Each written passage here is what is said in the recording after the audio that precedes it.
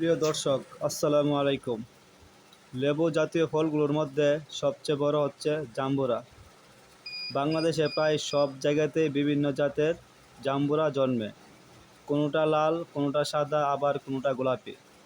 এখন আমি যেই গাছটার সামনে আছি এটি হচ্ছে থাই লাল জাম্বুরা।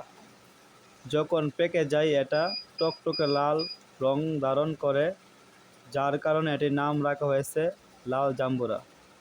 জাম্বুরাতে প্রচুর পরিমাণে ভিটামিন সি রয়েছে।